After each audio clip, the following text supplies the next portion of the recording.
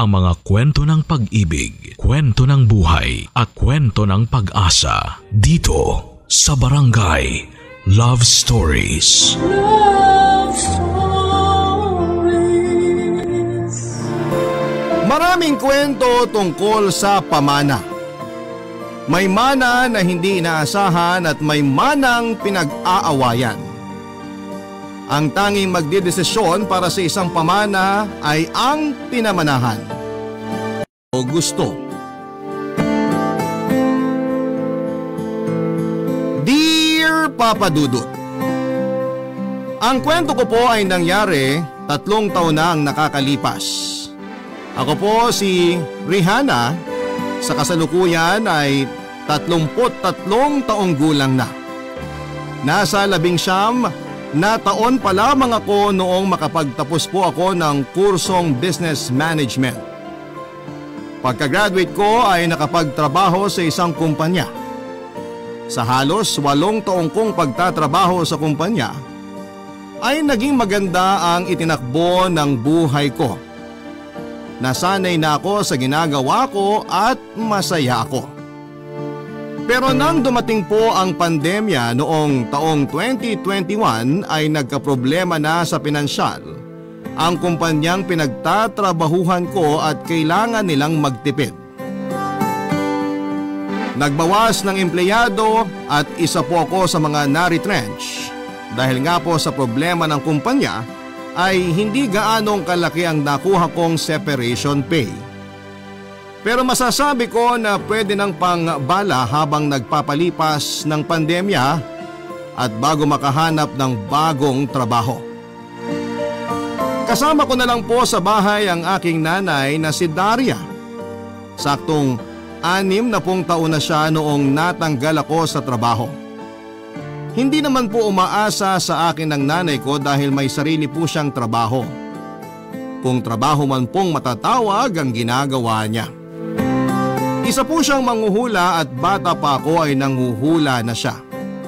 Siguro po ay nasa 2nd year high school ako noong huli akong makapunta sa pwesto niya na isang maliit na lugar na malayo sa bahay namin. Isang lugar na halos kasya lang ang isang king size na kama. May dibisyon na parang kusina at banyo.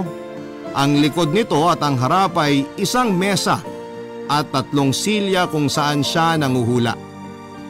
Mula po noong 2nd year high school ako ay hindi na ako pumuntang muli sa pwesto ni nanay.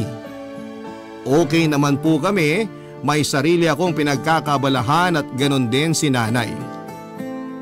Pero Papa Dudut, noong nawalan ako ng trabaho ay doon ako sinimulang kulitin ng nanay ko.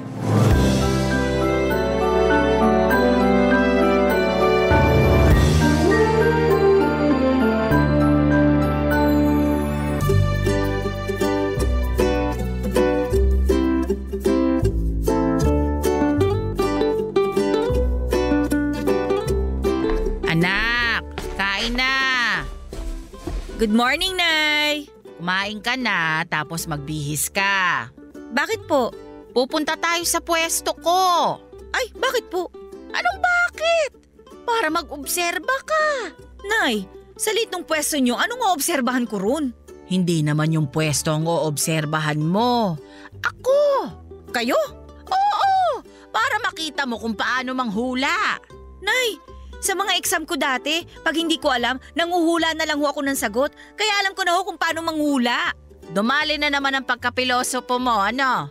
Alam mo naman na iba ang panghuhula ng mga bagay na magaganap. Nay, alam niyo namang ayoko niyan. Bakit ba ayaw mong pumunta ron?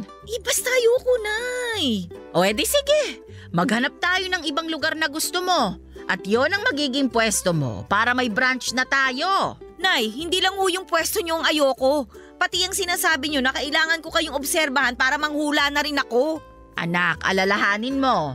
Bago ka nagkatrabaho, ang panghuhula ang tumulong sa atin para makapagtapos ka. Alam ko po yun, Nay. Kaya subukan mo na, anak.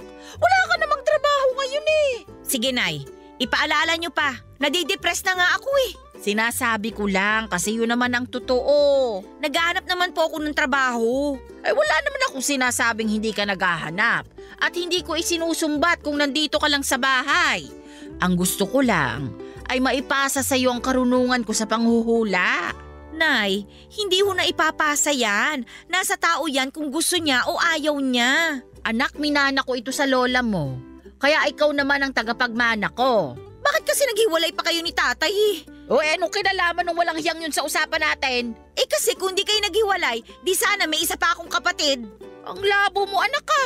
Ano ba yung sinasabi mo? Kung may kapatid pa ako, di sana siyang hinihila nyo para pamanahan ng panghuhula nyo. Anak, may kapatid ka o wala? Nananalaytay sa dugo natin ang panghuhula. Ewan ko, Nay, ha? Mas naniniwala pa ako na naipapasa ang pagiging aswang kesa sa panghuhula. Ay, ano yan? Mas gusto mong maging aswang ako kaysa manghuhula? Nay, hindi yun ang punto ko. Kung lahing aswang lang din ang sinasabi mo, lahi yun ang tatay mo. Ano po? Ang tatay mo, lahing aswang. Seryoso ka ba, Nay? Oo, no? Kita mo, ang daming babaeng inaswang nung unggoy na yon. Nay, patawarin mo na nga si tatay, nananahimik na yung tao Ay nako, kung hindi pa nga namatay, hindi pa mananahimik. Malay ba natin kung ilan ang kapatid mo sa labas? Naku, Nay, kung meron, hahanapin ko talaga. Para sa kanila mo na gawin yung sinasabi mong pagpapasa ng panghuhula. Baliw, hindi pwede.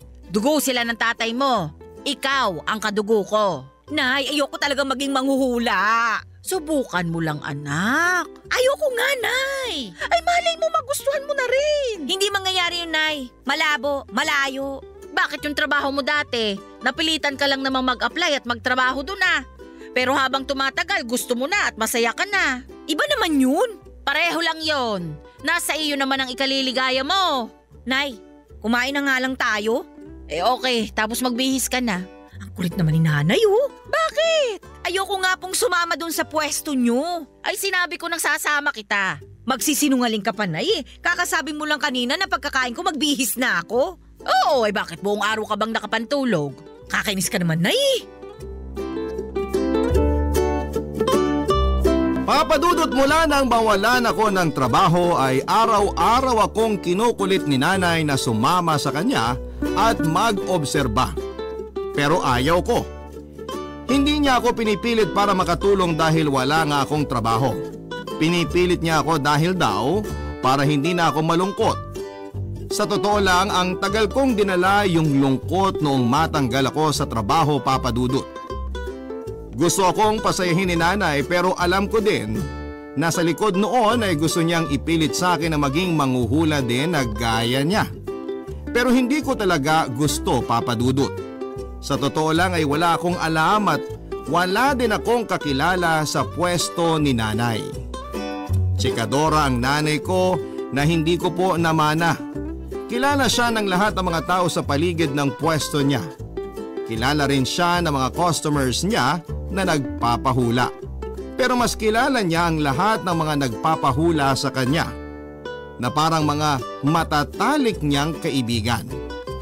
Isa nga po sa mga masugid na nagpapahula kay nanay ay si Warren. 40 taong gulang na siya noon. Si Warren ay matatawag na isang hopeless romantic. Palaging bigo sa pag-ibig. Pero hindi siya nawawala ng pag-asa dahil naniniwala siya sa paulit-ulit na hula sa kanya ni nanay.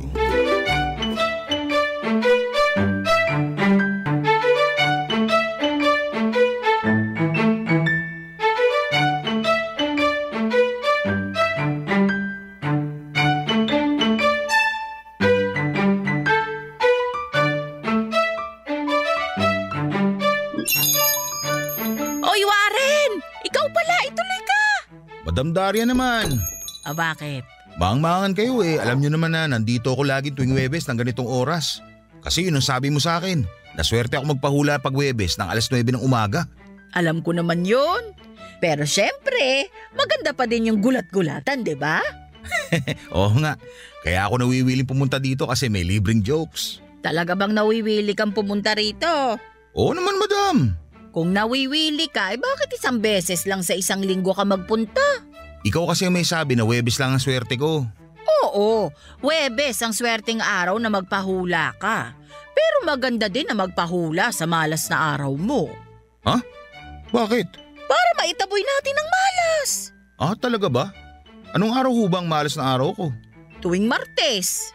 Sige, makakaasa kayo na mula sa susunod na linggo, andito ako ng Martes at Huwebes. Ayan. Anong maipaglilingkod ko sa'yo ngayon? Magpapalinis ng kuko. Ano? Joke lang. Kayo naman kasi, alam niyo naman ang pakay ko. Siyempre, nandito ako para magpahula. Ang ibig kong sabihin, may mga dapat ba akong malaman? May mga partikular ka bang gusto mong malaman?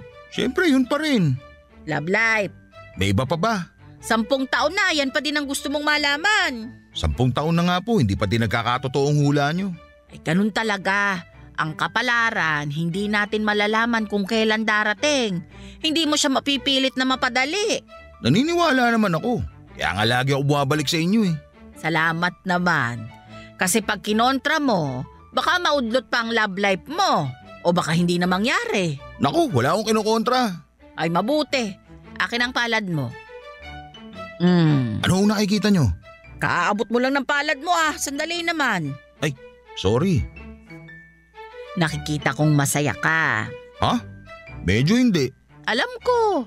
Nakikita ko na masaya ka pero may balakid. Balakid? Ano balakid dyan? Masyado kang maraming iniisip. Ha? Parang wala naman. Dati. Isip ka ng isip dati. Kaya naaapektuhan ngayon ang kinabukasan mo. Anong kinalaman nun sa love life ko? Wala. Walang kinalaman? Wala kang love life. Aray naman. Huwag ka mag-alala. Nakikita ko naman na malapit na siyang dumating. Pero may hindi muna magandang mangyayari sa inyo. Parang hindi kayo magkakasundo. Pero dahil sa isang tao, maaayos niyo ang lahat. Kaya magiging masaya kayo at magsasama ng matagal. Kailan yan? Matagal pa. Di bale, basta mangyayari, kaya ko maghintay. Yan ang dapat. Dapat hindi ka nawawalan ng pag-asa. Lagi akong positibo. Ay, very good. Teka, may nakikita ako. Mapula. Anong mapula yan? Dugo? Hindi ko alam. Pero magulo. Tapos tatahimik. Tapos Ano ho? magulo pa sa ngayon. Siguro liliwanag ito sa pagbabalik mo sa Huwebes. Akala ko ba, babalik ako ng Martes. Ay, huwag kang atat. Huwebes ang love life mo. Yung Martes, pagtataboy ng malas yon. Ah, okay ho. Nakakasabik naman ang araw ng Huwebes. May nakikita pa ba kayo? Marami. Ha? Hindi ito mga nasa paligid kong tinatanong ko kung nakikita nyo. Ang ibig ko sabihin, kung may nakikita pa kayong progreso sa darating kong love life. Basta wag ka lang mawala ng pag-asa. Hintay ka lang at magbubunga ang matagal na paghihintay mo. Ay, salamat naman. Parang tumatanda na kasi ako sa kakahintay sa kanya. Kalabaw lang ang tumatanda. Pero hindi ako kalabaw, ha? Ano? Ah! Ganyan nga. Dapat masaya para makahila ng positibong enerhiya at magmanifesto ang mga gusto mo. Oo, salamat. Gumana naman ang pakiramdam ko. Basta, balik ka lang ng Martes, ha? Huwebes at saka Sabado. Akala ko Martes at Huwebes lang. Yung Sabado kung gusto mo lang naman. Ah, okay. Sige, salamat. Ito ang bayad. Shh! Hindi bayad yan. Donation. Ay, oo nga pala. Ito na ang donation ko. Ay, huwag mo iabot sa akin. Ihulog mo sa donation box. Papadudot na laman ko na walang palya si Warren sa pagdalaw kay nanay para magpahula.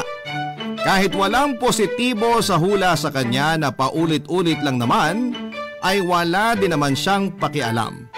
Basta ang gusto niya ay madinig ang magandang hula na malapit na niyang mahanap ang taong nagmamahal sa kanya ng walang panghuhusga.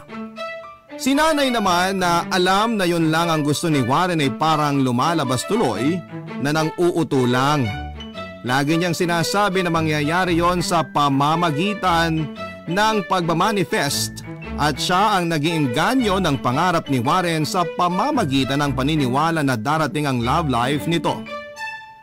Sabi nga magkakatotoo ang isang bagay pag palagi mong iniisip at sinasabi. Ewan kay nanay, alam niya na hindi ako naniniwala sa hula ay kinekwento pa sa akin ang ginagawa niya kay Warren. Nakakatawa mang isipin, Papa Dudut, na ang nanay ko ay ang manghuhula. Pero ako ay hindi naniniwala sa hula. Dahil nga doon, kaya naman si nanay ay walang humpay sa pag-iengganyo sa akin. Yakapin ko daw ang katotohanan na nasa lahi namin ang maging manghuhula, na lalo kong kinainis. Pero ayaw kong masaktan si nanay. Hula pa nga niya na darating daw ang araw na maniniwala din ako. Pero sa hindi daw magandang pangyayari ko, mapipilit na matanggap. Hindi maganda ang sinabing yon ni nanay, pero hula lang naman yon. Isa pa ay hindi nga po ako naniniwala sa hula. May nadagdag pang dahilan si nanay para pilitin ako na ikina-stress ko.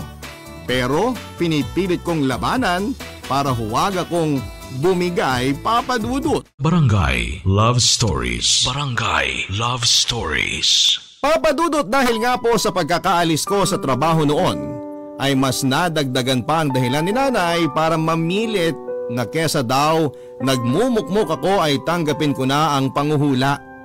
Pero hindi talaga niya ako mapilit.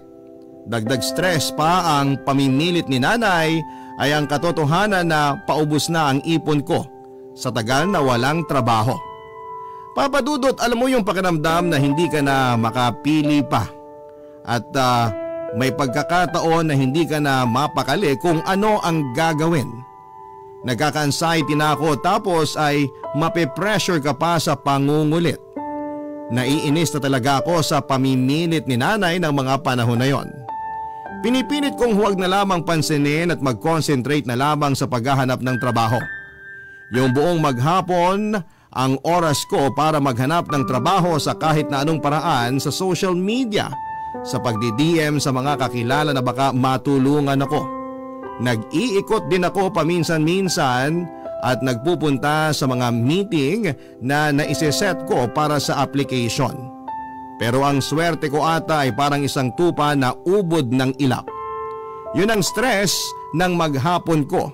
Pero ang stress ng umaga at gabi ko kay nanay ay iba pa.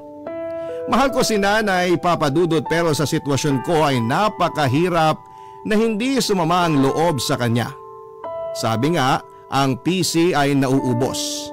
Minsan kahit gaano katatag ay bumibigay din. Yun na nga ang mangyayari sa akin, Papa Dudut.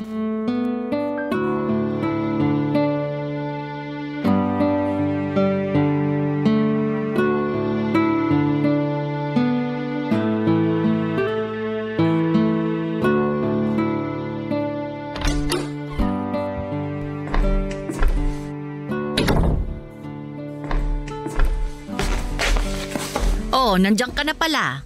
Anong oras na, Nay? Bakit ngayon lang kayo? Ay, ang daming nagpahula. Alam mo naman pag Biyernes. Hanggang alas 8? Ito naman, syempre tapos na ako ng alas 7.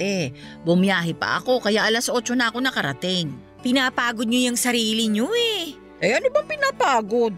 Itong panghuhula nga ang nagpapalakas sa akin. Okay, sabi niyo eh. Sandali, magluluto ako. O eto, bumili ako ng manok. Nakaluto na po ako. Ay paano? Wala namang laman ng frigidaire natin ah. Nay naman, syempre bumili ako. Ay saan ka kumuha ng pera? Nang hold up po ako. Huwag kang magbiro ng ganyan. Kasi naman na yung tanong nyo. Syempre may pera naman ako na pambili. May pera ka pa. Eh di ba halos wala ka ng pera kasi ang tagal mo nang walang trabaho? Nay, nag-aalala ba kayo o nagpaparinig? Kita mo ito.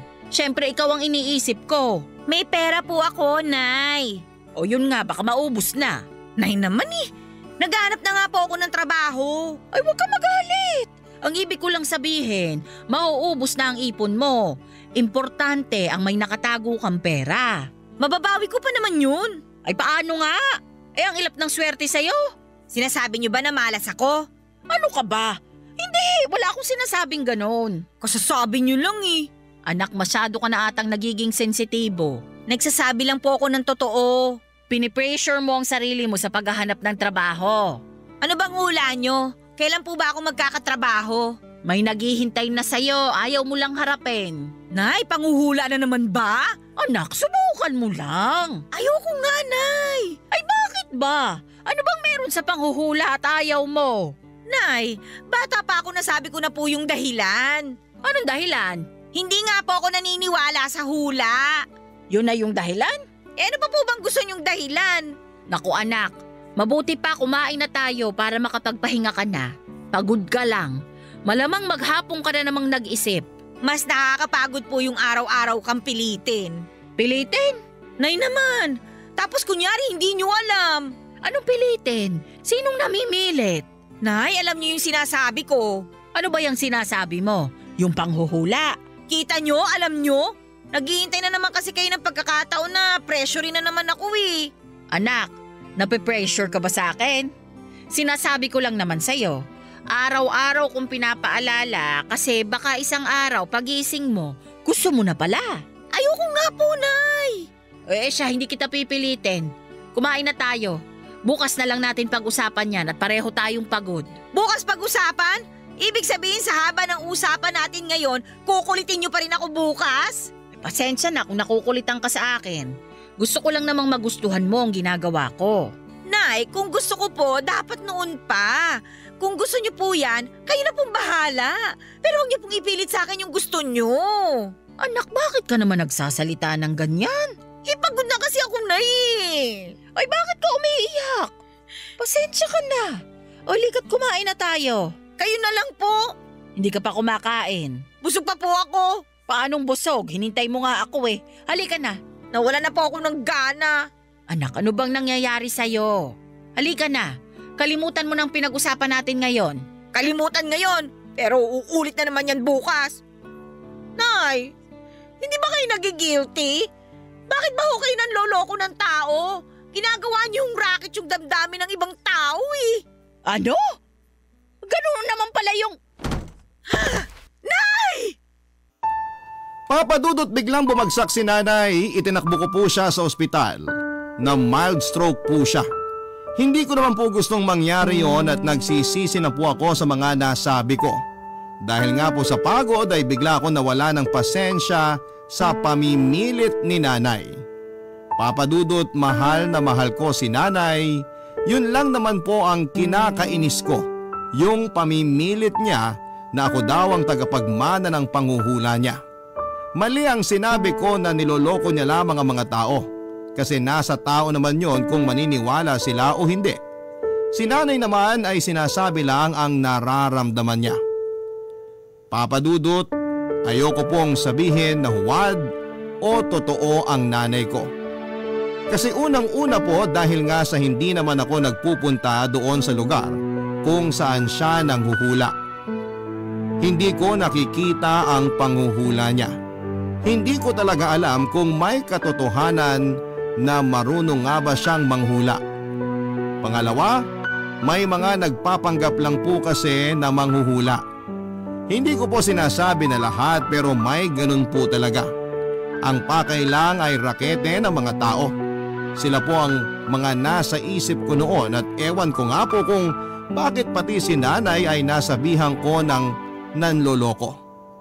Salamat na lang po at hindi malalang nangyari kay nanay, sobrang guilty po ako sa mga nangyari. Nadagdagan po ang mga iniisip ko. Pero sinantabi ko muna ang ibang gumugulo sa akin at itinuon ko ang atensyon kay nanay.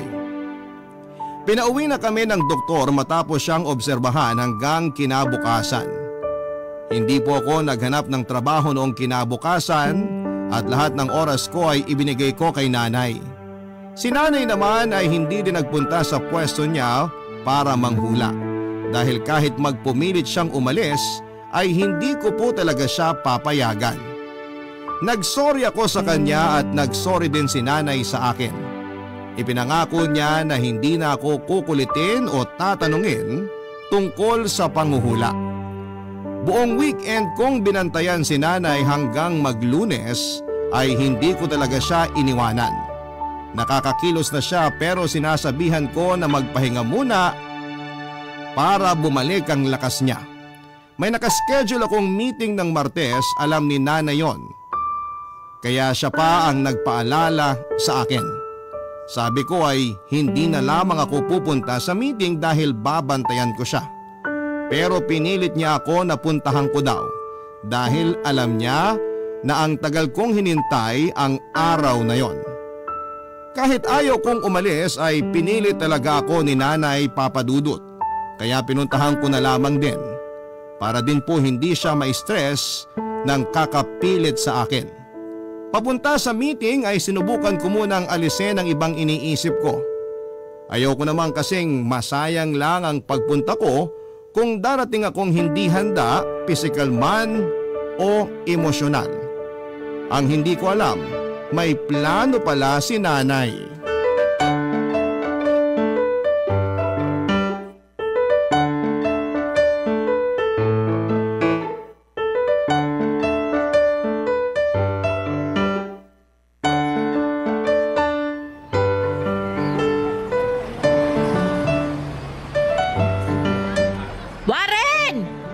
Madam Daria, akala ko sarado kayo eh.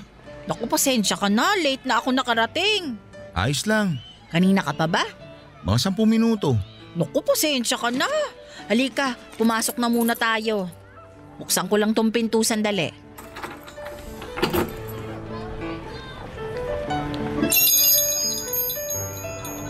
Oy, halika. Tuloy ka. Salamat. Ako palang una magpapahula. Oo. Buti hindi ka umalis agad nung makita mong sarado tong pwesto. Nagbakasakali lang ako. Alam ko darating kayo. Talaga? Aba, magaling ka din palang manghula eh. Oo nga no? Teka, mauupo na ako dito. Ano ba ang gusto mong malaman? As usual. Love life? May iba pa ba? Ay, oo nga naman. Teka, bakit pala ngayon lang kayo? Hindi ka naman iba sa akin, kaya aaminin ko na. Parang seryoso yan ah. Kasi parang iba din ang kilos nyo ngayon eh. Talaga ba? Oo, parang may kakaiba sa inyo. Alam mo, natatakot na ako sa'yo. Huh? Bakit to? Kasi pati pakiramdam ko, nahuhulaan mo na din eh. Kayo talaga? May nararamdaman ho kayo? Na mild stroke ako nung Biyernes ng gabi. Ha? Naku, bakit kayo nandito? Dapat nagpapahinga kayo. Okay na ako. Mabuti pa, hindi na muna ako magpapahula ngayon para hindi kayo ma-stress. Tara, hatid ko na kayo sa inyo. Ano ka ba? Okay lang ako. Huwag ka mag-alala. Libre ang hula ko sa'yo ngayon. Hindi naman yung donation ang iniisip ko, yung kalusugan nyo. Okay na nga ako. Maupo ka na lang riyan at eto na. Lumabas na ang prediction ko.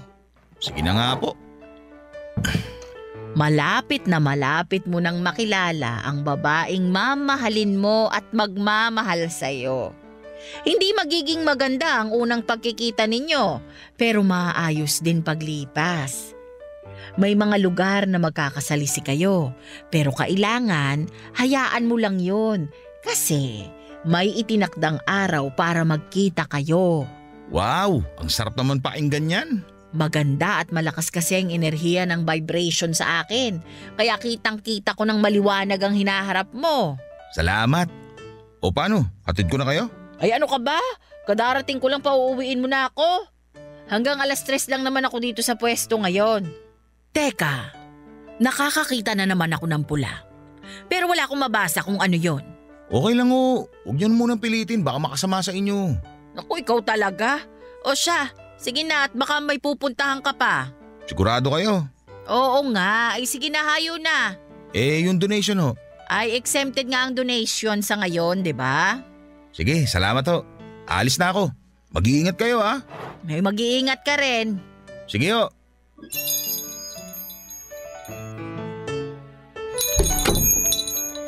Ay, 2 araw lang akong hindi nakapunta dito. Parang miss na miss ko na ang lugar na ito ah. Nay! O anak, bakit nandito ka na? Kayo ang bakit nandito? Ang sabi ko magpahinga kayo, di ba? Kaya ayoko talagang umalis eh. Anak, kailangan kong pumunta dito. Bakit po? Kung may kukunin pala kayo dito, di sana inuutos nyo na lang sa akin. Ay, kailangan ko lang pumunta kasi may mga taong pupunta ngayon. Nay, ano ba naman yan? Dapat nagpapahinga kayo eh. Masaya akong nandito ka. Ako po ang hindi masayang nandito kayo. Tara na sa bahay, Nay. Uwi na tayo. Mauna ka na. Uuwi ako ng 3:00. Nay naman, huwag na nga kayo makulit. Mapapagod kayo niyan eh. Anak, may responsibilidad ako. Kaya kailangan kong tumigil dito.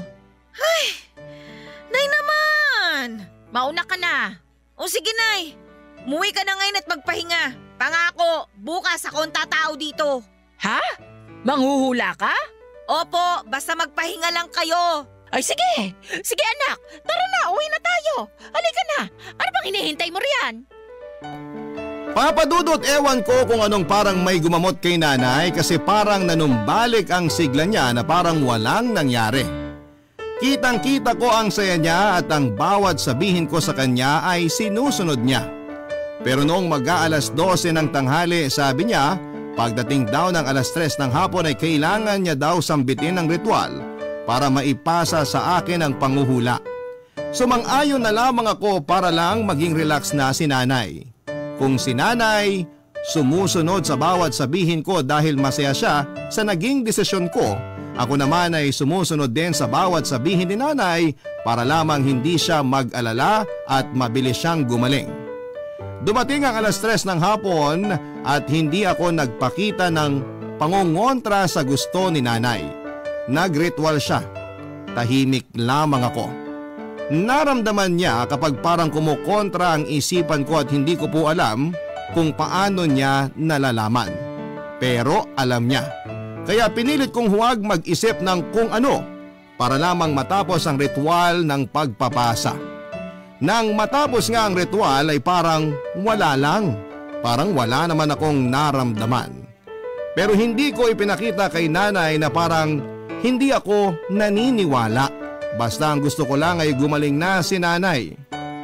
Ang akala ko ay okay na, pero napansin ko na hinang-hina si nanay. Parang mas nakasama pa ang pagpayag ko na gawin niya ang nasabing ritual. Barangay Love Stories. Barangay Love Stories. Naaligaga na naman ako nang makita kong hindi maganda ang pakiramdam ni nanay, Papa Dudut. Sabi ko ay pupunta kami sa ospital pero sabi ni nanay ay bigyan lang siya ng 5 minuto at magiging maayos na siya. Humingi rin siya ng isang basong tubig. Hindi para inumin kundi para isawsaw ang isang daliri niya at mag-orasyon na naman. Matapos nga ang 5 minuto ay parang bumalik nga ang lakas ni nanay. Ewan ko kung pinapasakay niya lamang ako kasi bigla na lamang siyang lumakas. Ayaw kong maniwala kaya sinabi kong sasaglit kami na magpatingin sa doktor. At para hindi na rin ako mag-alala ay pumayag na si nanay na magpatingin. Matapos ang check-up ay wala namang nakitang kung anong sakit ang doktor kaya umuwi na rin kami. Masigla si nanay, tahimik akong nag-oobserba pero mukhang maayos na ang pakiramdam niya. Samantala ay parang wala pa rin namang nangyari sa akin. Wala akong nararamdaman na pagbabago matapos ang ritual. Natapos nga ang buong araw na masaya kami. Nagkwentuhan kami ng sobra na doon ko na lamang naisip na ang tagal na pala naming hindi nagagawa ang mag-bonding, Papa Dudut. Hindi ko pa naiisip noong mga sandaling yon na nagkakatotoo ang hula ni nanay na matatanggap ko ang panguhula sa hindi magandang pangyayari. At yun nga po ay ang pagkakasakit ni nanay. Parang wala nang pagtanggi sa utak ko dahil kinabukasan ay masaya akong nagluto. Kumain kami at nagpaalam ako para pumunta sa pwesto niya para manghula na, Papa Dudut.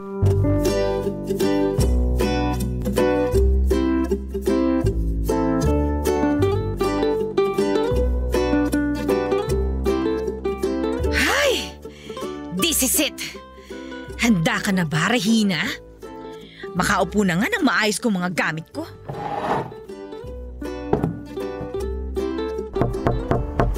Tuloy! Mad? Oh, Ano? Anong mad? Wow ha! Ganda naman ang pasok mo. sino ka? Sandali, ikaw ang pumasok tapos ako ang tatanungin mo kung sino ako. Bakit ka nandito? Uy! Lakas ng tama mo ah! Nasa si Madam Daria. Anong ginawa mo sa kanya? Seryoso? May tama ka ba talaga? Sumagot ka nga. Sino ka? Unang araw ko at ang aga-aga, ikaw ang makakausap ko. Anong binubulong mo? Kinukulam mo ako, no? Mangkukulam ka? Kung mangkukulam ako, ikaw, impacto. Umalis ka na nga dito. Pag hindi mo sinabi kung nasa si Madam Daria, tatawag ako ng pulis. Tama, tumawag ka ng pulis. Tapos sumama ka na rin sa kanila sa presinto. Doon ka magpaliwanag. Mayabang ka ha? Ako? Mayabang? Pwes ikaw, hunghang. Matapang ka pa ha? Trespassing ka na nga. Alam mo, una sa lahat hindi kita kilala. Pangalawa, ang lakas ng loob mo na mag-eskandalo dito. Iskandalo? Kalmado pa ako nito. Nagtatanong lang ako eh. Sino ka ba kasi? Ano ba ginagawa mo dito? Bakit gusto mo malaman ang pangalan ko? Kukulamin mo nga ako no? Siraulo ka, no? Hoy, kung wala kang magawa, umalis ka na at wag mong sirain ang araw ko. Sino ka ba?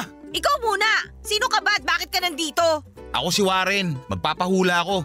O ayan, nasagot ko na. Ikaw naman. Ako si Regina. Manghuhula ako. O ngayon, alam mo na. Manghuhula? Bakit ka nandito? Iungas ka pala talaga eh. Manghuhula nga ako. Bakit dito ka manghuhula? Pwesto to ni Madam Daria. Alam ko. O bakit dito ka nga manghuhula? Anak ako ni Daria. Sa makatuwid, nanay ko siya. Ha? Talaga ba? Oo. Pasensya na. Tuwing Martes at Huwebes talaga ako nagpapahula sa kanya. Dumaan lang ako ngayong Miyerkules kasi nga kahapon parang hindi maganda pakiramdam niya. Kaya nung makita kitang nakaupo dyan pagpasok ko dito, akala ko kung anong ginawa mo sa kanya.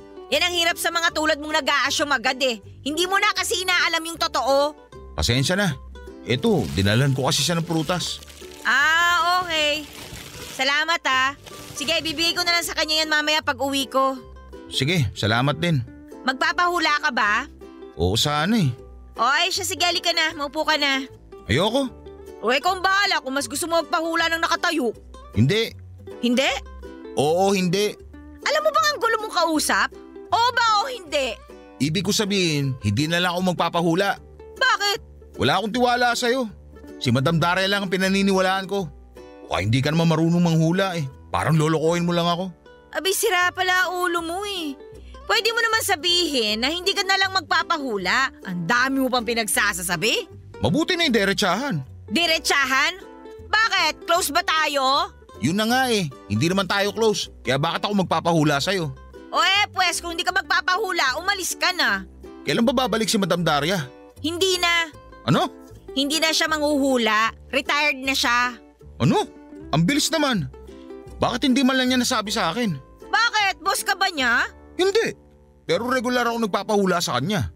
Pues yun ang katotohanan. Retired na si nanay sa panghuhula. Hindi pwede yun. Aba, sino ka naman para magdesisyon kung anong pwede at hindi pwedeng gawin sa buhay namin? Kanino na ako magpapahula nito? Ako na nga manghuhula dito. Kung ayaw mo sa akin, edi maghanap ka ng iba na hindi ka lolokohin. Mabuti pa nga. Sige na, alis na ako. Lakas ng tama nun ah. Papadudot, sabi ko na nga ba na hindi maganda ang lugar na yon. Kakaumpisa ko pa lamang ng araw at ang unang-unang taong makakausap ko ay masama pa ang ugali. Pero wala akong magagawa, kailangan kong pangatawanan ang pangako ko kay nanay. Nang makauwi ako ay excited si nanay na malaman kung kumusta ang unang araw ko. Siyempre ayokong mag-alala si nanay kaya sinabi ko na lamang na naging maayos naman ang lahat. Hindi ko ikinuwento ang engkwentro ko kay Warren kasi may mga nagpahula naman na okay. Kahit may duda si nanay sa mga sinasabi ko ay natuwa na lamang siya.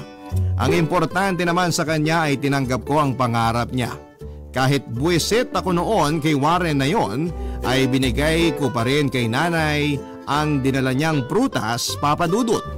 Natuwa si nanay at ibinida sa akin ang hambog na yon. Kunwari ay interesado ako pero pasok sa kanan, labas sa kaliwang tenga lang ang nadidinig ko sa mga papuri ni nanay kay Warren. Natapos ang gabing yon ay saka ko naramdaman ng pagod at nakatulog kaagad. Ewan ko ba kung bakit ang aga ko ding gumising. Parang may nagpapataas ng enerhiya ko para pumunta doon sa pwesto para manghula. Hanggang sa araw-araw na akong nandoon at isinasabay ko sa araw ko ang patuloy pa rin na paghahanap ng trabaho. Siguro naman pag nakahanap ako ng trabaho ay hindi na ako mapipilit ni nanay. Kasi ganon din yung nangyari dati. Pilit siya ng pilit sa akin pero nang magkatrabaho ako ay tinigilan na niya rin ang pangungulit. Sa araw-araw na nandun ako sa pwesto ni nanay ay nabubwisit lamang ako sa dalawang partikular na araw. Yon ay ang Martes at Huwebes. Dahil yon ang mga araw na nagpupunta si Warren. Laging hinahanap si nanay at magpapahula daw siya. Lagi ko ring sinasabi na ako nga ang manghuhula doon sa pwesto. Kaya lagi rin niyang sinasabi na hindi raw siya naniniwala sa akin. Kundi ba naman talaga malakas ang tama noong si Warren? Ilang beses na siyang bumalik sa mga nasabing araw para hanapin si nanay at lagi siyang nabibigo. Sa araw-araw na pagpunta niya at pagsasagutan namin ay lagi naman siyang may dalang prutas para kay nanay. Ako naman kahit nabubwisit sa lalaking yon ay tinatanggap ang bigay niya. Kasi para naman kay nanay yon. Sa paulit-ulit na pagbalik niya ay parang unti-unti siyang nagbabago. Bumabait na siya at hanggang sa isang araw ay nagpahula na rin siya sa wakas. Pero dahil hindi maganda ang mga nararamdaman ko kaya sinasabi ko sa kanya, ayun, nagalit siya Papa Dudut. Masyado daw akong negatibo, hindi daw katulad ng nanay ko. Pero balik pa rin siya ng balik hanggang sa tumahimik na lamang siya at tinanggap na lamang kung ano ang hula ko. Hindi namin namalayan. Dumating ang isang pangyayaring hindi inaasahan, Papa Dudut.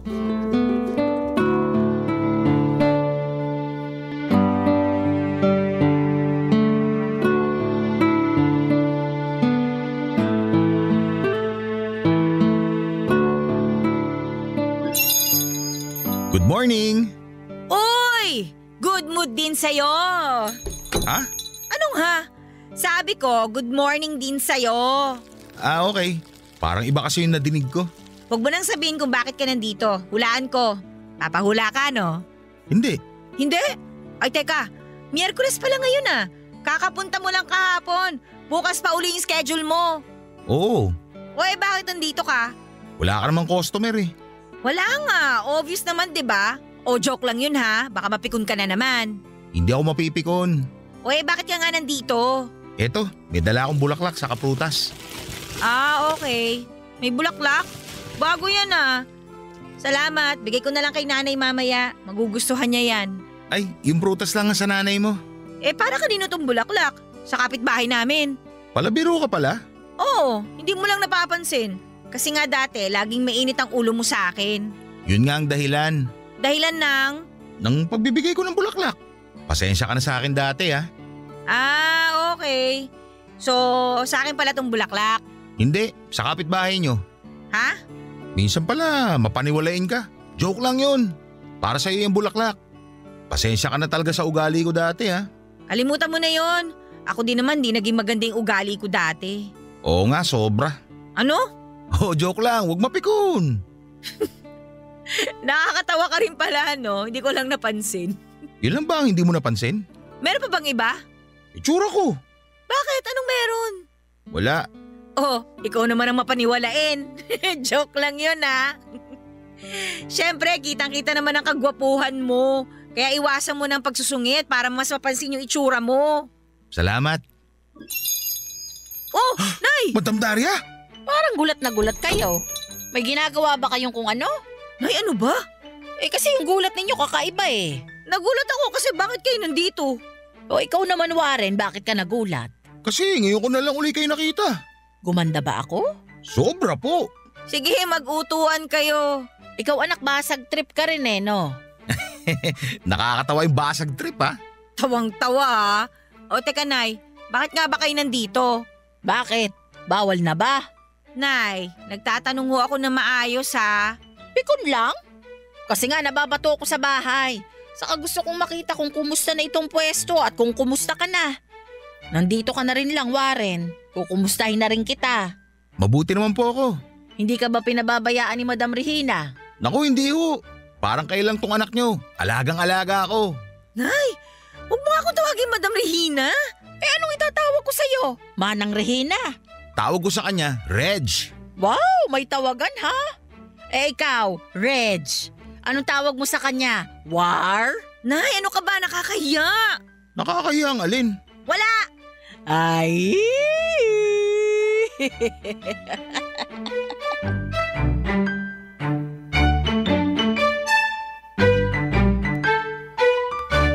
Papadudot, inis na inis ako kay nanay sa panunukso sa amin ni Warren.